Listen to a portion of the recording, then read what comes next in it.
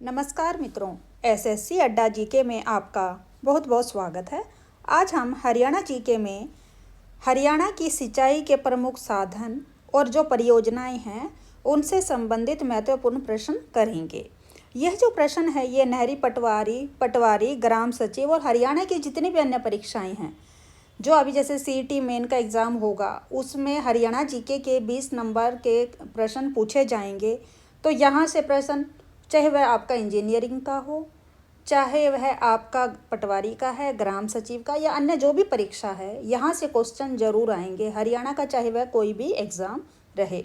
तो आइए स्टार्ट करेंगे। स्टार्ट करने से पहले आप हमारे चैनल को लाइक, सब्सक्राइब और शेयर ज़रूर करें। तो आइए देखते हैं क्वेश्चन नंबर 1 क्या है। हरियाणा में सिंचाई का मुख्य साधन क्या है? तो आपको सबको ही पता है। तो हरियाणा में जो सिंचाई के साधन है, यहाँ पर हरियाणा में नहरों से, नलकूप से, कुएं से, तो इन सभी से सिंचाई यहाँ पर की जाती है। तो हमारा सही उत्तर क्या रहेगा? ऑप्शन डी हमारा करेक्ट आंसर हो जाएगा। नेक्स्ट है, हरियाणा के किस जिले में पवन चक्कियों द्वारा सिंचाई नहीं की जाती? तो देखिए क्वेश्चन समझने जरूर। कई बार आप ध्यान देते हैं कि भाई नहीं जो है यहाँ पर नहीं को बड़े ध्यान से पढ़ें, क्योंकि जब बच्चे यहाँ पर आंसर करते हैं एग्ज़ाम के टाइम तो वो नहीं को नहीं देखते और गलत आंसर पर टिक करके आ जाते हैं, सर्कल जो होता है गलत भर के आ जाते हैं। हरियाणा के किस जिले में पवन चक्कियों द्वारा सिंचाई नहीं की जाती है? तो इसका रहेगा आपका, देखिए जो पवन चक्कियाँ हैं रोहतक, गुरुग्राम और करनाल, यहाँ पर पवन चक्कियों के द्वारा सिंचाई की जाती है। तो सिरसा ही बचा यहाँ पर। तो इसका मतलब सही उत्तर हमारा रहेगा सिरसा एकमात्र ऐसा जिला है जहाँ पर पवन चक्की के द्वारा सिंचाई नहीं की जाती। तो इन चारों ऑप्शन में से कौन सा हो गया हमारा? सिरसा। हरियाणा में नलकूपों द्वारा सर्वाधिक सिंचाई किस जिले में की जाती है? तो जो हरियाणा में नलकूप के द्वारा सबसे ज़्यादा जो सिंचाई है वह कौन से जिले में की जाती है? तो उत्तर रहेगा आपका कैथल। हरियाणा का कितना क्षेत्र कुल सिंचित क्षेत्र के अंतर्गत आता है? तो उत्तर रहेगा 5672 हेक्टेयर जो क्षेत्र है वह सिंचित क्षेत्र के अंतर्गत आता है। नेक्स्ट है, हरियाणा में किस देश की सहायता से पवन चक्कियाँ लगाई गई हैं? तो जो हरियाणा पे पवन चक्कियाँ हैं जिनके द्वारा सिंचाई की जाती है, तो कौन से जो देश हैं, किस देश की सहायता से लगाया गया है? जर्मनी, हॉलैंड, ए और बी यानी कि जर्मनी और हॉलैंड दोनों, या रूस? तो किन के द्वारा यहाँ पर? तो इसका सही ऑप्शन है ऑप्शन सी यानी कि जर्मनी और हॉलैंड दोनों की सहायता से ही यहाँ पर पवन चक्कियाँ लगाई गई हैं। कहाँ पर? हरियाणा में। तो ऑप्शन सी यहाँ पर करेक्ट आंसर हो जाएगा। निम्न में से राज्य का कौन सा जिला उचित सिंचाई होने के कारण उपजाऊ क्षेत्र के अंतर्गत आता? तो आपके सामने 4 ऑप्शन है, इनमें से आपको बताना है जो कौन सा जिला है जहाँ पर उचित सिंचाई होती है और जिसके कारण वहाँ की जो भूमि है वह उपजाऊ है। यमुनानगर, बिल्कुल, यहाँ पर भी पूर्ण रूप से सिंचाई होती है, करनाल में भी और जींद में भी। तो इसलिए इसका सही उत्तर हमारा रहेगा ऑप्शन डी, इसका करेक्ट आंसर हो जाएगा। हरियाणा का सर्वाधिक सिंचित जिला कौन सा है? तो हरियाणा का जो सबसे ज़्यादा सिंचाई वाला जिला है वह कौन सा है? तो उत्तर रहेगा सिरसा।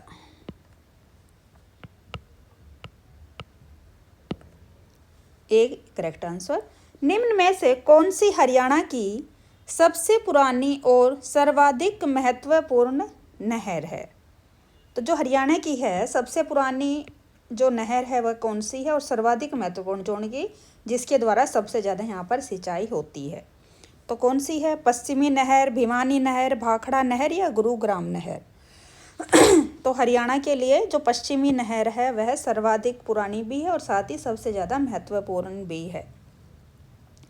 आर्थिक सर्वेक्षण 2020-21 के अनुसार हरियाणा में जल संसाधन के उचित वितरण के लिए नहरों के कुल कितने चैनल हैं? तो कितने चैनल हैं इसके? इसका सही उत्तर रहेगा डी ऑप्शन, 1521 चैनल यहाँ पर हैं। पश्चिमी यमुना नहर द्वारा हरियाणा के किस जिले में सिंचाई की जाती है? पश्चिमी यमुना नहर के द्वारा हरियाणा के किस जिले में सिंचाई की जाती है? तो अभी आपको बताया कि जो पश्चिमी यमुना नहर है यह हरियाणा की सबसे ज़्यादा महत्वपूर्ण नहर है और यहाँ पर जो सिंचाई है सभी जगह, तो सोनीपत, करनाल, रोहतक, तो यहाँ पर ऑप्शन आपका रहेगा डी बिल्कुल करेक्ट आंसर रहेगा। ये जो क्वेश्चन है, ये प्रश्न है, पहले भी एग्ज़ाम में आ गए हैं। जो पहले पटवारी का एग्ज़ाम हुआ है या ग्राम सचिव का हुआ है, इसके अलावा लैब अटेंडेंट के में भी यहाँ से क्वेश्चन पूछे गए हैं, तो ये सभी के लिए बहुत ही महत्वपूर्ण है। पश्चिमी यमुना नहर के किस स्थान से यमुना नदी पश्चिमी यमुना नहर के किस स्थान से यमुना नदी निकाली गई है?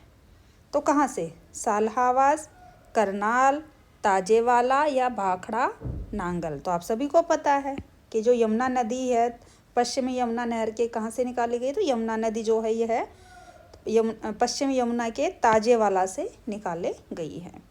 लेकिन अब तो ताजेवाला नहीं है, वहाँ पर क्या हो गया, ताजेवाला जो बैराज था उसके स्थान पर अब हथनीकुंड बैराज बना दिया गया है, क्योंकि जो ताजेवाला था वो डैमेज हो गया था। पश्चिमी यमुना नहर की कुल लंबाई कितनी है? तो पश्चिमी यमुना नहर की जो लंबाई है इसकी है 3226 किलोमीटर। पश्चिमी यमुना नहर की कुल लंबाई कितनी है? 3226 किलोमीटर। पश्चिमी यमुना नहर हरियाणा के किस जिले में सिंचाई की व्यवस्था उपलब्ध नहीं कराती है? तो आपको ये देखिए नहीं है यहाँ पर, तो ये बताया गया है। तो देखिए कहाँ कहाँ नहीं कराती है, तो देखिए अम्बाला ज़िले में भी कराती है, सोनीपत में भी, सिरसा में भी। तो क्या बचा? सिर्फ यमुनानगर। तो पश्चिमी जो यमुना नहर है वह हरियाणा का जो कौन सा जो जिला है जहाँ पर नहीं कराती, तो उत्तर इसका सही रहेगा यमुनानगर। तो यमुनानगर यहाँ पर करेक्ट आंसर हो जाएगा। नेक्स्ट है, झज्जर शाखा नहर किसकी उप शाखा है? झज्जर शाखा नहर किसकी उप शाखा है? तो इसका सही उत्तर आपका रहेगा भालोट शाखा नहर। तो आइए इसके बारे में थोड़ी डिटेल से बता देते हैं आपको। जो भालोट है, भालोट शाखा नहर, यह पश्चिमी यमुना नहर की दिल्ली शाखा की एक प्रमुख शाखा है। किसकी? दिल्ली शाखा की, जो खूबड़ू गांव से, कहाँ से? खूबड़ू गांव से झज्जर जिले तक प्रवाहित होती है। तो यह खूबड़ू गांव से आकर झज्जर तक आती है, बहती है यहाँ तक। झज्जर शाखा नहर इसी की उप शाखा है। तो जो झज्जर शाखा नहर भालोट शाखा की ही उप शाखा है। पश्चिमी यमुना नहर की सबसे लंबी शाखा नहर कौन सी है? पश्चिमी यमुना नहर की सबसे लंबी शाखा नहर कौन सी है? तो आपका सही उत्तर रहेगा इसका ए, सिरसा शाखा नहर। कौन सी? सिरसा। इसके बारे में थोड़ा डिटेल से देखते हैं। सिरसा शाखा नहर यह राज्य के जींद, फतेहाबाद तथा सिरसा जिले में पानी प्रदान करती है। यहाँ पर जींद है, जींद। यह सिरसा शाखा नहर राज्य के जींद, फतेहाबाद तथा सिरसा जिले में पानी प्रदान करती है। जो सिरसा शाखा नहर, इसका निर्माण कब हुआ? तो इसका निर्माण 1896 ईस्वी में किया गया था। देखिए क्वेश्चन आ सकता है ये भी कि सिरसा शाखा नहर का निर्माण कब हुआ? तो 1896 ईस्वी में हुआ था। अगर आता है कि सिरसा शाखा नहर किस किस राज्य को जल प्रदान करती है, तो जींद, फतेहाबाद और सिरसा। हांसी शाखा नहर कहाँ से निकलती है? तो इसका सही उत्तर रहेगा चौतंग नदी से। कहाँ से? चौतंग नदी से। इसका देखते हैं डिटेल। यह नहर हिसार जिले के हांसी उपमंडल को पानी की आपूर्ति करती है। इस नहर को कब बनवाया गया? तो इस नहर को 1959 में बनवाया गया था। कब? 1959 में। यह नहर हरियाणा के चौतंग नदी के पैलियो चैनल से निकलती है। अगर पूछा जाए कि चौतंग नदी कहाँ से निकलती है, तो आप कहेंगे पैलियो चैनल से। इसकी एक प्रमुख बुटाना शाखा नहर हिसार जिले को पानी आपूर्ति करती है। आगे देखते हैं, बरवाला शाखा नहर किस जिले को पानी की आपूर्ति करती है? तो जो बरवाला शाखा नहर किस जिले को पानी की आपूर्ति करती है? तो इसका उत्तर आपका रहेगा हिसार को। किसको? हिसार। मूनक नहर की कुल लंबाई कितनी है? तो मूनक नहर जो है, मूनक नहर कहाँ से निकली है? यह करनाल से निकाली गई है और इसकी लंबाई कितनी है? इसकी लंबाई है 102 किलोमीटर। ऑप्शन ए यहाँ पर करेक्ट आंसर रहेगा। और इसके बारे में थोड़ा डिटेल देखते हैं। यह नहर करनाल जिले के मूनक से निकलकर दिल्ली के हैदरपुर तक जाती है। तो देखिए दिल्ली को ये पानी प्रदान करती है। कौन सी? मूनक नहर। कहाँ से निकली है? ये करनाल जिले के मूनक से निकाली गई है, मूनक गांव से, और वहाँ से दिल्ली के हैदरपुर तक ये जाती है। इस नहर का जो निर्माण है, ये वर्ष 1996 में इस नहर को निर्मित करने के लिए दिल्ली तथा हरियाणा के बीच एक समझौता हुआ था। कब हुआ था? 1996 में एक समझौता हुआ था। इस नहर का जो निर्माण है यह वर्ष 2012 में पूर्ण हुआ। अगर क्वेश्चन आता है कि मूनक नहर का निर्माण कब पूर्ण हुआ, तो 2012। अगर पूछा जाता है कि दिल्ली और हरियाणा के बीच मूनक नहर के लिए कब समझौता हुआ, तो उत्तर आपका आएगा 1996। जींद शाखा किसकी उप शाखा है? तो आपका उत्तर रहेगा, तो देखिए क्या ये रोहतक शाखा नहर, भिवानी शाखा नहर, इनमें से कोई नहीं, या ए और बी दोनों?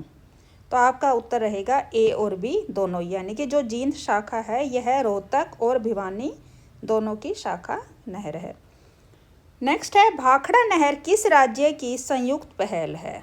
भाखड़ा नहर किस राज्य की संयुक्त पहल है? तो यह है पंजाब, हरियाणा, राजस्थान या सभी?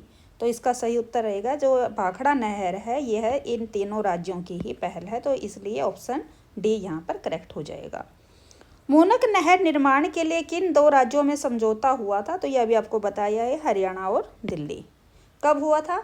1996 में। कब हुआ था? अभी अभी आपको बताया ही है, 1996 में। और ये जो मूनक नहर कब कंप्लीट हुआ था इसका निर्माण? तो यह है 2000, अभी ऊपर आपने देखा ही है, 2012 में। भाखड़ा नहर हरियाणा में किस स्थान से प्रवेश करती है? तो भाखड़ा जो नहर है यह किस स्थान से प्रवेश करती है? तो आपका उत्तर रहेगा टोहाना। ऑप्शन ए यहाँ पर करेक्ट रहेगा। भाखड़ा नहर द्वारा हरियाणा के किस जिले में सिंचाई की जाती है? तो जो भाखड़ा नहर इसके द्वारा हरियाणा का कौन कौन सा जिला जहाँ पर सिंचाई होती है? हिसार, फतेहाबाद, सिरसा या सभी? तो इसका ऑप्शन का उत्तर आपको पता ही होगा, ऑप्शन डी यहाँ पर करेक्ट आंसर है, सभी। भाखड़ा नहर तंत्र से कुल कितने चैनल निकलते हैं? तो यहाँ से जो भाखड़ा नहर है इससे कितने चैनल निकलते हैं? ऑप्शन सी आपका ठीक रहेगा, 521 चैनल। कितने? 521। भाखड़ा नहर की प्रमुख शाखा नहर कौन सी है? भाखड़ा नहर की प्रमुख शाखा नहर कौन सी है? फतेहाबाद शाखा, रतिया शाखा, बरवाला शाखा? तो जो भाखड़ा नहर है इसकी प्रमुख शाखा ये तीनों ही हैं, तो ये तीनों ही हैं, तो इसलिए ऑप्शन यहाँ पर डी आपका करेक्ट हो जाएगा। हरियाणा का कौन सा जिला गुरुग्राम नहर से पानी प्राप्त नहीं करता है? तो देखिए अभी थोड़ी देर पहले भी मैंने आपको बताया था कि इस तरह के क्वेश्चन जहाँ पर नहीं वाले आएंगे आप ध्यानपूर्वक करेंगे। हरियाणा का कौन सा जिला गुरुग्राम नहर से पानी प्राप्त नहीं करता? तो देखिए जब गुरुग्राम है उसके पास क्या पड़ेगा? पलवल पड़ता है, फरीदाबाद है, गुरुग्राम, लेकिन अम्बाला तो यमुनानगर के पास पड़ता है। यहाँ पे यमुना नदी जहाँ पर पड़ेगी उस साइड पड़ेगा अम्बाला। तो क्या रहेगा? तो यहाँ पर कौन सा ऐसा जिला है जो गुरुग्राम नहर से पानी नहीं लेता? तो एक अम्बाला, क्योंकि गुरुग्राम, फरीदाबाद, पलवल तो लेंगे उस नहर से, ले सकते हैं आराम से। तो आपका ऑप्शन जो रहेगा यहाँ पर ए करेक्ट आंसर हो जाएगा। यमुना नदी से ओखला बैराज से कौन सी नहर निकाली गई है? तो यमुना नदी का जो ओखला बैराज है वहाँ से कौन सी नहर निकाली गई है? इसका उत्तर सही रहेगा आपका गुरुग्राम नहर। कौन सी? गुरुग्राम नहर। अब इसके बारे में डिटेल से देख लेते हैं थोड़ा।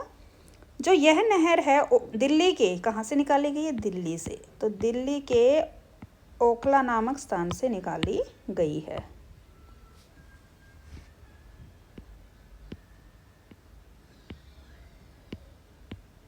दिल्ली के ओखला नामक स्थान से यमुना नदी पर बांध बनाकर, तो कहाँ से?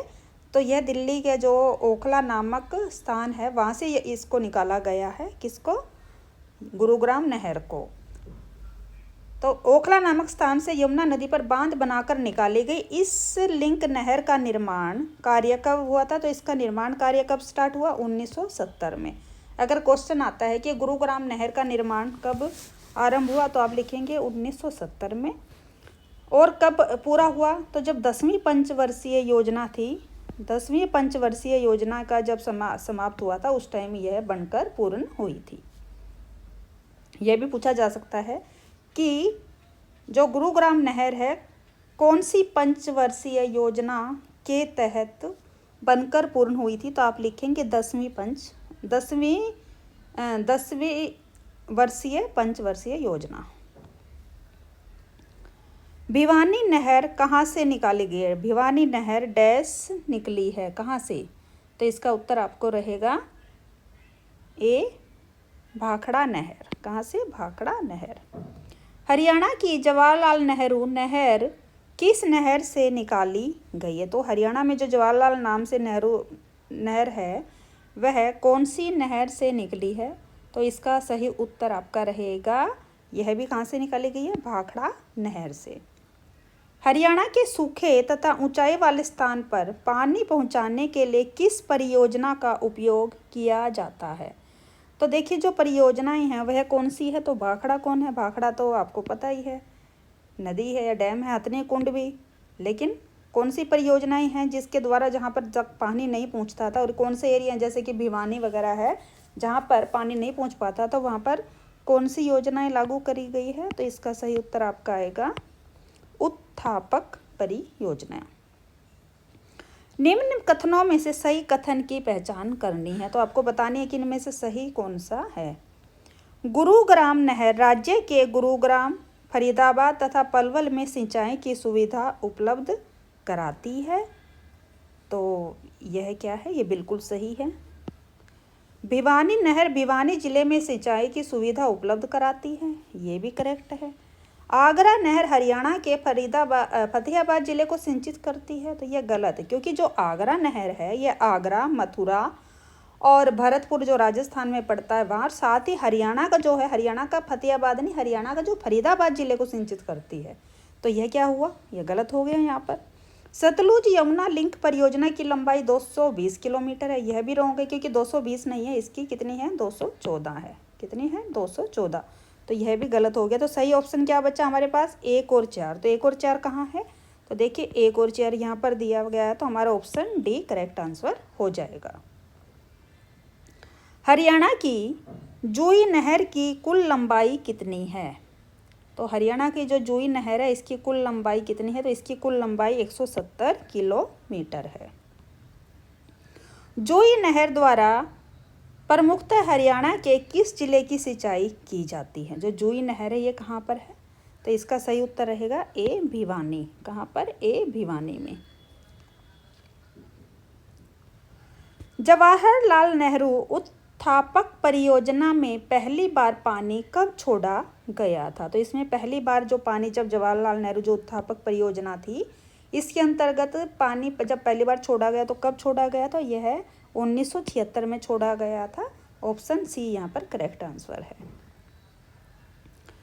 जूही नहर लगभग कितने हजार हेक्टेयर भूमि को सिंचित करती है? तो अब ये पूछा गया जो जूही नहर है उसके द्वारा लगभग कितने हजार भूमि को सिंचित किया जाता है, हेक्टेयर भूमि को? तो इसका सही उत्तर रहेगा आपका 32,000 हेक्टेयर भूमि। कितनी? 32,000। तो यह क्या है? यह एक उत्थापक सिंचाई परियोजना। जो जूही नहर क्या है? यह एक उत्थापक सिंचाई परियोजना। ये कहाँ पर? अभी आपको बताया भिवानी में। तो भिवानी जिले के ऊंचे क्षेत्र को सिंचित करने के लिए इसे बनाया गया है। तो अभी थोड़ी देर पहले पूछा गया ना कि जो ऊंचे और सूखे जो क्षेत्र रहते हैं उनके लिए कौन सी परियोजना है? तो इसको उत्थापक परियोजना यहाँ पर है। कहाँ पर है? भिवानी जिले में है। इस नहर परियोजना का प्रारंभ कब किया गया था? तो ये जो जूही नहर है और उत्थापक परियोजना है इसका आरंभ 1969 में किया गया था। इस नहर की लंबाई कितनी है? तो जो जूही नहर है इसकी लंबाई कितनी है? तो जूही नहर की लंबाई 170 किलोमीटर है। कितनी है? 170 किलोमीटर है। ये क्वेश्चन आ सकता है कि जूही नहर की लंबाई बताइए तो 170 किलोमीटर। जूही नहर परियोजना का प्रारंभ कब हुआ तो 1969 में। जो जूही नहर है किस तरह की परियोजना है तो आप कहेंगे उत्थापक परियोजना। इंदिरा गांधी सुपर थर्मल शक्ति परियोजना हरियाणा के डैश जिले में स्थित है, तो कौन से जिले में आपको पता है होना चाहिए। जो हरियाणा का जो Indira Gandhi super thermal power कहाँ पर स्थापित किया गया, कहाँ पर है ये, तो यह झज्जर में स्थापित है। कहाँ पर, झज्जर में। तो इसका सही ऑप्शन ए करेक्ट हो जाएगा यहाँ पर। जवाहरलाल नेहरू उत्थापक सिंचाई परियोजना की हरियाणा में आवश्यकता कब हुई थी। तो जवाहरलाल नेहरू जो सिंचाई परियोजना यहाँ पर क्यों लाई गई थी, इसका क्या कारण रहा था, आपको ये बताना है। तो देखिए, इसकी परियोजना का जो आवश्यकता पड़ी थी 1987 में। क्यों पड़ी थी, क्योंकि सूखा पड़ गया था, सूखे के कारण फसल को पानी नहीं मिल पा रहा था, इस कारण इस सिंचाई परियोजना की आवश्यकता पड़ी थी। तो आइए आगे पूरा डिटेल इसकी देखते हैं। सूखे के कारण इस परियोजना की आवश्यकता पड़ी। इसके द्वारा खरीफ की फसल को बचाया गया था, यानी कि सूखा पड़ गया था और उस टाइम कौन सी फसल लगी हुई थी, तो खरीफ की फसल थी खेतों के अंदर, उसकी फसल को बचाया गया था। इस परियोजना में जो पानी छोड़ा गया था, तो परियोजना तो पहले बन के तैयार थी, तो पहली बार इसमें पानी कब छोड़कर देखा गया, तो इसको 1976 में इसमें पहली बार पानी छोड़ा गया था। कब छोड़ा गया था, 1976 के अंदर। और इस परियोजना की आवश्यकता कब पड़ गई, 1987 में जब सूखा पड़ा। और कौन सी फसल बचाई गई, तो खरीफ की फसल को बचाया गया था, खरीफ की फसल। हथनी कुंड बैराज में पानी कब छोड़ा गया था। तो देखिए, जो हथनी कुंड बैराज है ये किसके स्थान पर बना है, तो यह ताजेवाला के स्थान पर बनाया गया, क्योंकि जो ताजेवाला बैराज था वो अंग्रेजों के टाइम बना गया था। और उसमें जब क्या हुआ, जब वह काफ़ी पुराना हो गया, जर्जर हो गया, तो उसके स्थान पर हथनी कुंड बैराज को बनाया गया है। और इसमें पहली बार पानी कब छोड़ा गया हथनी कुंड बैराज में, तो इसमें पहली बार जो पानी है वह सन 2002 में छोड़ा गया। कब, सन 2002 में। वर्ष 1999 में डैश को यमुना नदी पर वृद्ध या स्थित ताजेवाला बैराज को बदलने के लिए पूरा किया गया। तो अभी आपको बताया ना कि ताजेवाला के स्थान पर अब किसको बनाया गया है, हथनी कुंड बैराज को। तो आपका सही उत्तर रहेगा यहाँ पर ए, हथनी कुंड बैराज। अब इसके बारे में पूरा देखते हैं। हथनी कुंड बैराज, हथनी कुंड बैराज को सुचारू रूप से चलने के बाद, जब ये चल गया, बिल्कुल अच्छे से चलने लगा, तो इसके बाद ताजेवाला बैराज परियोजना को अब क्या कर दिया गया है, अब वहाँ पर ताजेवाल बैराज जो था उसको हटा दिया गया है, उसको समाप्त कर दिया गया है। क्यों, क्योंकि वो वृद्ध और शिथिल हो चुका था। हथनी कुंड जो बैराज है इसका निर्माण कब हुआ था, तो इसका निर्माण 1873, देखिए हथनी कुंड नहीं आएगा यहाँ पर ताजेवाला बैराज का जो निर्माण था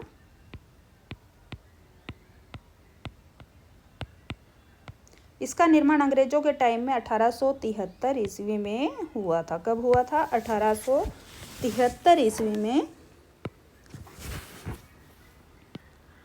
ताजेवाला का हुआ था।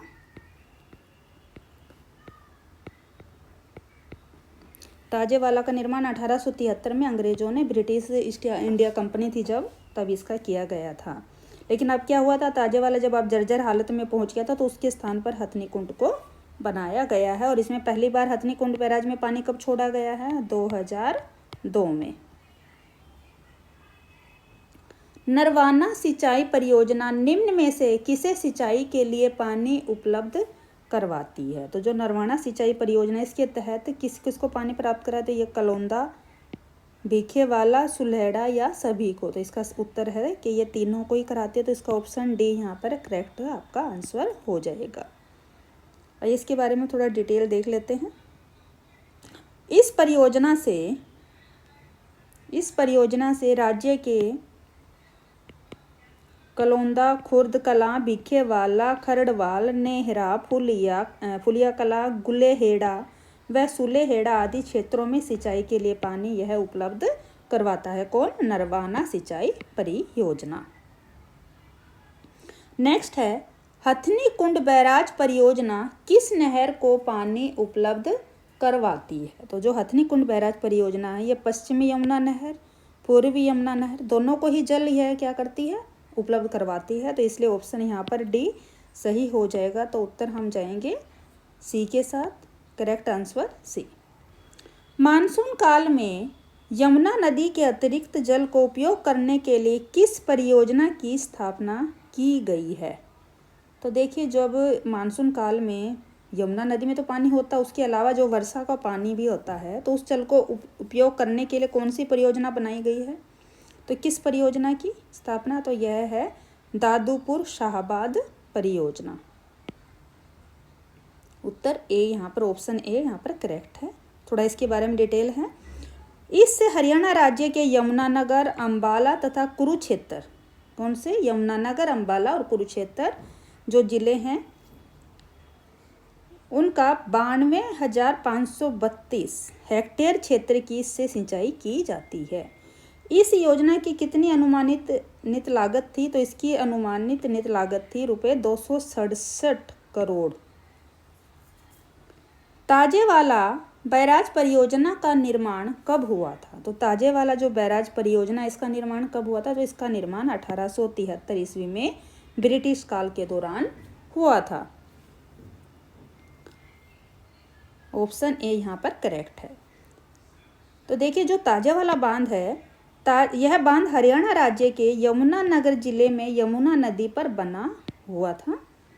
यह बांध परियोजना पश्चिमी तथा पूर्वी यमुना नगरों को पानी उपलब्ध कराता था। क्या कराता था ये? क्योंकि अब कौन कराता है इन नदियों को पानी? तो अब हथनी कुंड बैराज इसके स्थान पर बन गया है। इस परियोजना से हरियाणा के साथ साथ दिल्ली तथा उत्तर प्रदेश भी लाभान्वित होते थे। किससे? ताजे वाले परियोजना से। इस बैराज की कुल लंबाई, तो जो ताजे वाले की अगर पूछा जाए कि ताजे वाला बैराज की कुल लंबाई तथा ऊंचाई कितनी थी, तो उसकी कुल लंबाई बैराज की थी 360 मीटर तथा इसकी ऊंचाई थी 24.73 यानी कि 24.73 मीटर थी। पथराला बांध हरियाणा के किस जिले में स्थित है? तो आपका उत्तर रहेगा इसके लिए कौन से में है? बी, यमुनानगर। इसके बारे में डिटेल से देख लेते हैं। जो पथराला बांध है, देखिए यमुनानगर के दादूपुर गांव के पास सोम्ब नदी पर किया गया। किसका? जो पथराला बांध का जो निर्माण है वो कहाँ पर हुआ? तो वो यमुनानगर के दादूपुर गांव के पास सोम्ब नदी पर किया गया। जो सोम्ब नदी है ये कौन है? यह यमुना की एक सहायक नदी है। यह क्वेश्चन पूछा गया है, बड़ा मोस्ट इम्पोर्टेंट है, ये कई बार आ चुका है परीक्षा के अंदर। इस बांध का निर्माण का कार्य कब शुरू हुआ? तो बांध का जो निर्माण है, अगर पूछा जाए पथराला बांध का निर्माण कब स्टार्ट हुआ, तो 1875 ईस्वी से शुरू हुआ था और कब समाप्त हुआ था? तो 1876 ईस्वी में यह बनकर तैयार हुआ था, यानी कि पूरे 1 साल के अंदर। इस बांध की लंबाई 460 मीटर तथा ऊंचाई 34 मीटर है। तो पथराला बांध की लंबाई कितनी है? 460 मीटर और ऊंचाई इसकी 34 मीटर है। सुमेलित कीजिए सूची सिंचाई परियोजना, इनको हमें सुमेलित करना है कि कौन सी इसके साथ करेक्ट यहाँ पर है। तो जो सिंचाई परियोजना हर साथ में ये क्या है? सूची लंबाई उनकी कितनी है। तो जो लोहारी उत्थापक सिंचाई परियोजना, तो क्या यह 225 किलोमीटर लंबी है। भिवानी उत्थापक सिंचाई परियोजना 200 किलोमीटर। नांगल उत्थापक सिंचाई परियोजना 80 किलोमीटर। तो आपको बताना है। तो ये देखिए, जो लोहारू है इसकी जो है 225 की बिल्कुल सही है। भिवानी उत्थापक 200 किलोमीटर, ये भी बिल्कुल ठीक है। नांगल उत्थापक 80, ये भी ठीक है। तो अपना ऑप्शन देखेंगे 1 2 3, तो 1 2 3 कहाँ पर? ए, तो करेक्ट हो गया हमारा ए, ऑप्शन ए बिल्कुल सही है। कौशल्या बांध का निर्माण राज्य के किस जिले में किया गया है? तो इसका सही उत्तर रहेगा जो कौशल्या बांध का निर्माण कहाँ पर हुआ, तो यह पंचकुला में किया गया है। आइए इसके बारे में थोड़ी डिटेल देख लेते हैं। पंचकुला जिले के पिंजौर नामक स्थान पर इसका निर्माण किया गया है। किसका? कौशल्या बांध का। कौशल्या बांध का निर्माण घग्गर नदी की, तो कौशल्या जो बांध कहाँ पर बना? जो घग्गर नदी की सहायक नदी कौन सी है? कौशल्या नदी। तो देखिए, जो कौशल्या नदी है उस पर ही कौशल्या बांध का क्या किया गया है? निर्माण किया गया है। और ये कहाँ पर पड़ता है? पिंजौर नामक स्थान पर। पिंजौर पंचकुला जिले के अंतर्गत आता है। इस बांध की लंबाई कितनी है? कौशल्या बांध की लंबाई 700 मीटर है और इसकी ऊंचाई 34 मीटर है। कितनी है? 34 मीटर। इस बांध का निर्माण कार्य वर्ष 2008 से प्रारंभ होकर वर्ष 2012 में समाप्त हुआ। तो जो कौशल्या बांध है इसका निर्माण कार्य कब स्टार्ट किया गया था? 2008 में। अगर पूछा जाए कब समाप्त हुआ तो 2012। 4 वर्ष की अवधि में ये बनकर तैयार हुआ। कितना? 4 वर्ष में। इस बांध के निर्माण में लगभग 118 करोड़ रुपए की धनराशि खर्च हुई है। इस बांध का जल ग्रहण क्षेत्र कितना है? तो इसमें कितना जल आ सकता है? तो इसमें 75 वर्ग किलोमीटर जल आ सकता है, ये ग्रहण कर सकता है बांध। तो देखिए क्वेश्चन यहाँ से कई बन रहे हैं, जैसे कि इसका निर्माण कार्य कब है? 2008 है, तो कब समाप्त हुआ? 2012 में। इस बांध की लंबाई 700 मीटर है, इसकी जो ऊंचाई है वह 34 मीटर है। बांध के निर्माण में लागत कितनी आई? तो 118 करोड़ रुपए की धनराशि यहाँ पर खर्च हुई है। बांध का जल ग्रहण क्षेत्र कितना है? तो वह 75 वर्ग किलोमीटर है। किस बांध पर चौधरी देवीलाल पर्यटन स्थल का निर्माण किया गया है? तो किस पर किया गया? तो यह ओटू बांध। तो देखिए जो ओटू बांध है तो इस बांध का निर्माण कहाँ पर हुआ है? ओटू बांध का निर्माण घग्गर हाकड़ा नदी पर किया गया है। किस पर? घग्गर हाकड़ा नदी, जो कहाँ पर है? यह सिरसा से 8 किलोमीटर दूर ओटू नामक गांव में स्थित है। किसमें? ओटू नामक गांव में। सिरसा से कितनी दूर है? 8 किलोमीटर की दूरी पर है। इस बांध को और किस नाम से भी जानते हैं? तो इस बांध को ओटू वियर तथा ओटू हेड के नाम से भी जाना जाता है। अनंगपुर बांध को डैश बांध भी कहते हैं। तो कौन सा कहते हैं? तो अनंगपुर जो बांध है इसको ग्रेविटी बांध भी कहा जाता है। कई बार एक क्वेश्चन आ जाता है, पूछा भी गया है ये, कि ग्रेविटी बांध कौन सा है? हरियाणा में ग्रेविटी बांध कौन सा है, या ग्रेविटी बांध हरियाणा में किसे कहा जाता है? तो आपका उत्तर रहेगा अनंगपुर बांध। तो यह कहाँ पर स्थित है? तो यह जो अनंगपुर बांध या ग्रेविटी बांध कहाँ स्थित है? यह बांध फरीदाबाद जिले के अनंगपुर गांव के करीब स्थित है। यह क्या है? दूसरा इसकी एक और खासियत क्या है? तो यह भारतीय हाइड्रोलिक इंजीनियरिंग संरचना कब बनी थी? तो यह 8वीं शताब्दी में तोमर वंश के राजा अनंगपाल के समय में हुई थी। कि तो इसने करवाया था किसे? तो तोमर वंश के राजा अनंगपाल के द्वारा क्या करवाया गया था? इस हाइड्रोलिक्स इंजीनियरिंग संरचना करवाई गई थी। कब? 8वीं शताब्दी में। अनंगपुर बांध हरियाणा के किस जिले में है? अभी अभी बताया आपको, फरीदाबाद में। तो आपका उत्तर रहेगा यहाँ पर फरीदाबाद। यह क्वेश्चन आया हुआ है जो अपना Haryana clerk, Haryana lab attendant का एग्जाम हुआ था, यह उसमें पूछा गया है। निम्न में से कौन सुमेलित नहीं है? आपको बताना है इसमें कौन सा नहीं है। तो बांध के और बांध और नदी के बारे में आपसे पूछा गया है। तो पथराला बांध, सोंब नदी। तो यह पूछा गया कि कौन सा ठीक नहीं है, यहाँ पर सुमेलित नहीं है, नहीं बताना है आपको। तो पथराला बांध किस पर बना हुआ है? सोंब नदी। तो ये बिल्कुल ठीक है। मसानी बांध किस पर बना है? साहिबी नदी, ये भी ठीक है। ओटू बांध घग्गर हाकड़ा नदी भी अभी हमने पढ़ा है, ये भी करेक्ट है। कौशल्या बांध सतलुज नदी, तो कौशल्या बांध अभी आपको बताया सतलुज नदी पर नहीं है, तो कौन सा गलत हो गया है? तो यहाँ पर ऑप्शन डी करेक्ट हो जाएगा।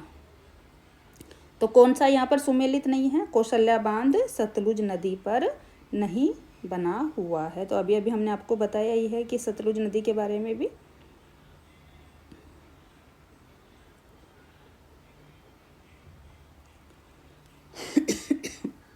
चलिए आगे देखते हैं। अंबाला जिला सिंचाई हेतु डैश पर निर्भर करता है। तो जो अंबाला जिले में जो सिंचाई होती है ये ज़्यादा किस पे निर्भर करता है? तो अंबाला जिले में जो सिंचाई है वह वर्षा पर। किस पर होता है? वर्षा पर।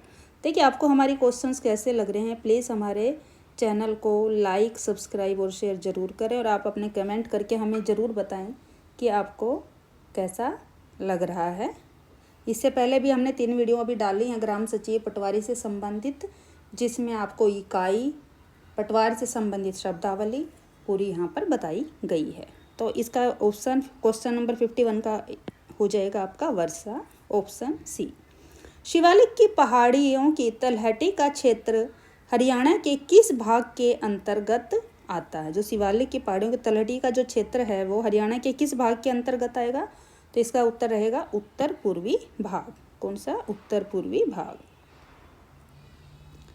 नेक्स्ट क्वेश्चन है, मध्यवर्ती भाग में सिंचाई का मुख्य साधन क्या है? तो जो यहाँ पर मध्यवर्ती भाग पड़ता है हरियाणा में, वहाँ पर सिंचाई किस किस से? तो यहाँ पे वर्षा, नहर, नलकूप या सभी। तो देखिए इन तीनों के द्वारा ही यहाँ पर तो सिंचाई की जाती है, तो इसलिए ऑप्शन क्या रहेगा यहाँ पर करेक्ट? सभी, डी बिल्कुल सही आंसर है। निम्न में से कौन सा जिला हरियाणा के मध्यवर्ती भाग के अंतर्गत आता है? तो हरियाणा के मध्य में कौन से पड़ जाते हैं? करनाल, कुरुक्षेत्र, रोहतक। तो ऑप्शन डी यहाँ पर करेक्ट है, क्योंकि ये सभी ही हरियाणा के मध्यवर्ती क्षेत्र में आते हैं। नेक्स्ट क्वेश्चन देख लेते हैं, हरियाणा के किस भाग की सिंचाई नलकूपों की सहायता से फव्वारों द्वारा की जाती है? तो हरियाणा का जो सिंचाई नलकूपों की सहायता, जो फव्वारे की पद्धति होती है, फव्वारा पद्धति से की जाती, कहाँ की जाती है? तो आपका सही उत्तर इसका रहेगा, यह रहेगा आपका रेतीले भाग। तो कि मध्यवर्ती भाग में वर्षा आ जाती है, नलकूप भी हैं, नदियाँ हैं, नहरें हैं। उत्तरी पूर्वी भाग में भी वर्षा भी ज़्यादा होती है, लेकिन क्या रहेगा, जो रेतीला भाग है जहाँ पर पानी की सिंचाई की दिक्कतें आती हैं, वर्षा कम होती है, ऐसी जगहों पर फव्वारों के द्वारा जो पद्धति अपनाई गई है ताकि वर्षा जैसी वहाँ पर कर सकें, इसलिए सिंचाई नलकूपों की सहायता से फव्वारा द्वारा की जाती है रेतीले भाग पर। हरियाणा के किस भाग में नहरों तथा नलकूपों से सिंचाई अत्यधिक की जाती है? तो सबसे ज़्यादा नहर और नलकूपों से जो इस्तेमाल होता है वह कौन से हिस्से में किया जाता है? तो दक्षिणी पूर्वी भाग में। कहाँ पर? दक्षिणी पूर्वी भाग में। ऑप्शन सी यहाँ पर करेक्ट रहेगा। हरियाणा के किस जिले में फव्वारा सिंचाई व्यवस्था अपनाने के लिए किसानों को राज्य सरकार द्वारा आर्थिक सहयोग दिया जा रहा है? तो कौन से जिले पड़ते हैं? महेंद्रगढ़, भिवानी, रेवाड़ी या सभी? तो इसके उत्तर रहेगा, देखिए तीनों ही ऐसे हैं, रेवाड़ी, महेंद्रगढ़, भिवानी, जहाँ पर सिंचाई व्यवस्था को अपनाने के लिए राज्य सरकार क्या करती है? आर्थिक सहयोग प्रदान करती है। राज्य सरकार द्वारा 1970 से रेवाड़ी, महेंद्रगढ़, चरखी दादरी, गुरुग्राम, भिवानी, हिसार में जो फव्वारा सिंचाई है उसके लिए आर्थिक मदद प्रदान की जा रही है। कब से? 1970 से। किस कार्यक्रम के अंतर्गत राज्य सरकार खेतों में पाइपलाइन बिछाने को प्रोत्साहन देने के लिए किसानों को आर्थिक सहायता प्रदान करती है? ऑन